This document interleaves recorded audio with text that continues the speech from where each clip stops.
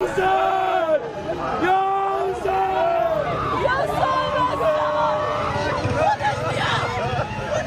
অশ্রু শোকের প্রিয়জন হারানোর বেদনার। যুক্তরাষ্ট্র ও ইসরায়েলের যৌথ আগ্রাসনে ইরানের সর্বোচ্চ ধর্মীয় নেতা আয়াতুল্লাহ আলী খামেনির মৃত্যুর খবর ছড়িয়ে পড়ার সঙ্গে সঙ্গে রাজপথে নেমে আসেন লাখ লাখ মানুষ। সর্বোচ্চ ধর্মীয় নেতার মৃত্যুতে যেন শোকের সাগরে ভাসছে গোটা ইরান।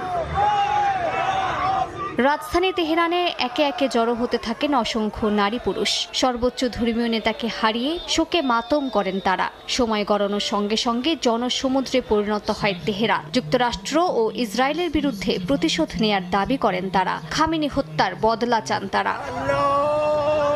শুধু তেহরানই নয়, ইস্পাহান সহ ইরানের আরও বেশ কয়েকটি শহরে রাজপথে নেমে আসেন সাধারণ ইরানিরা। মার্কিন আগ্রাসনের বিরুদ্ধে তীব্র প্রতিরোধ গড়ে তোলার ডাক দেন তারা। সর্বোচ্চ নেতার মৃত্যুতে দেশ জুড়ে 40 দিনের